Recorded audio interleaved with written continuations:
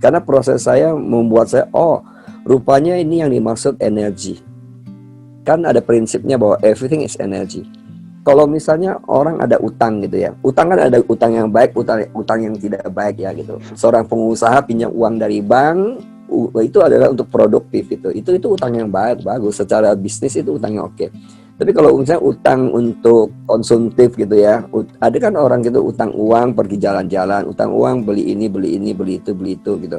Jadi energi itu diperbaiki dulu. Contoh saya kan bergumul kemiskinan saya tentang perjuangan, akhirnya saya kan pasrah pada Tuhan. Nah kan berarti saya perbaiki satu energi tentang peace of mind dulu. Nah setelah saya peace of mind, kemudian saya mengaplikasikan prinsip-prinsip yang diajarkan prinsip sukses ya. Saya rasa prinsip sukses ya kurang lebih seperti inilah. Mau baca buku manapun gitu, mau hadir seminar manapun, kurang lebih begitu, bahwa never give up, fokus, ya konsisten kayak gitu kan, dia itu diajarkan seperti itu kurang lebih. Hampir semua prinsip sukses kan begitu. Nah kalau memang prinsip sukses segampang itu, kenapa tidak semua orang sukses? Kan banyak faktor tadi, energi tadi. Kalau energi nggak diperbaiki gimana? Nah demikian juga saya belajar tentang utang gitu ya, kok bahas sedikit utang. Saya kalau dulu pinjam uang sama kakak saya, waktu nggak ada uang mintanya kan kita cerita ya seolah minta dikasihan lah, butuh banget nih gitu. Nah pada saat kalau sudah ada, kita lupa itu. Ini saya belajar tuh benar. Ternyata itu nggak bagus untuk sayanya ya. Saya belajar ternyata setelah saya mengerti prinsipnya, wow nggak benar ini. Jadi saya lunasin semua utang saya toh. Prioritas saya adalah lunasin semua utang, lunasin dulu. Ternyata itu energi. Kita ini hidup di dunia materi ini, kita terjebak oleh materi sering.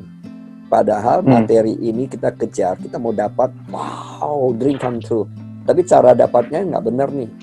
Di akhir hidupnya apa yang dia tinggalkan? Dreammu apa gitu? Dreammu itu hanya bagian dalam perjalanan hidupmu. Tapi visi hidup akhirmu apa, legasimu? Misalnya legasinya, ya kita fokus ke legasinya, destininya apa? Destininya nanti kalau saya meninggal nih, minimum anak saya kehilangan saya. Anak saya bisa cerita perjalanan orang tua saya seperti apa, pasangan saya, kakak adik saya, teman-teman dekat saya. Misalnya, kalau hanya untuk kejar materi, curilah, rampoklah misalnya, atau nakal lah, manipulasi lah, di bisnis jaringan kan juga banyak manipulasi toh. Terus apa arti rumah mewah kamu punya, mobil mewah kamu punya, tapi orang sekitarmu tidak merasakan kebanggaan itu karena mereka tahu kamu dapatkannya juga nggak benar. Rata-rata gitu ya toh, mereka yang berhasil dalam berbagai bidang gitu, ternyata mereka itu jatuh bangun itu berkali-kali. Hari ini kita bisa nikmati lampu gitu ya. Kalau kita baca riwayat bagaimana Thomas Alva Edison menemukan lampu ini, kan di situ digambarkan bahwa dia melakukan riset itu ratusan kali gagal. Itu bahkan dia punya lab terbakar semua gitu. Artinya dia harus mulai dari nol lagi. Nah pertanyaan saya, apakah kita siap secara mental mulai dari awal? Tidak bisa dipungkiri bahwa uang itu akan mempengaruhi energi seseorang. Karena saya mengalaminya, walaupun saya pribadi berusaha gimana cara kontrol pikiran saya sedapat mungkin tidak terganggu oleh energi itu. Tapi ada faktor luar tidak bisa dipungkiri kan. Seperti kita lihat di film itu kan ada istri saya waktu itu kan sudah menikah, ya kan. Nah siapapun yang punya keluarga, mungkin papa, mungkin mama, mungkin adik, anak dan sebagainya, itu akan mempengaruhi energi kita pada saat kita ada tantangan finansial. Orang yang siap bisa menghadapi namanya dalam kutip suffering gitu ya, penderitaan, pain gitu ya, temporary pain, kesakitan yang sifatnya sementara ini, kita terima, harus terima. Kita nggak boleh tolak, karena pada saat tolak itu akan ada energi penolakan itu membuat kamu sama tambah stres.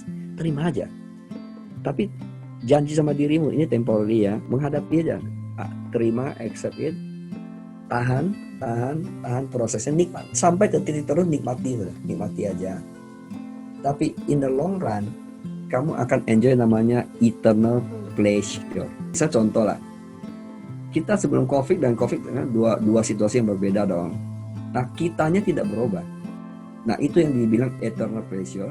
Jadi non COVID pun kita tetap happy-nya seperti ini. Di tengah-tengah COVID pun kita tetap happy-nya seperti ini.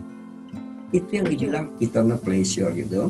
Nah itu bisa didapatkan kalau dia sudah membayar harga temporary pain itu. Kalau kita bilang garis besarnya orang-orang sukses di bidang apapun gitu ya, mereka bayar temporary pain-nya itu banyak, serius banyak, tapi mereka konsisten menghadapinya tanpa komplain. Tapi di level tertentu mereka tinggal menikmati, nantinya itu long term. Saya kasih contoh lah, misalnya Nelson Mandela. Kita lihat siapa yang tahan di penjara sekian tahun. Dia di penjara sekian tahun gitu.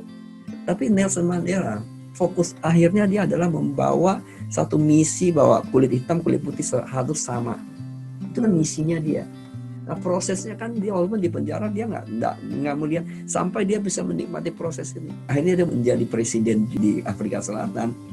Setelah Nelson Mandela meninggal, orang-orang yang menikmati pencapaian Nelson Mandela itu pleasure-nya tuh luar biasa. Nah pleasure ini eternal.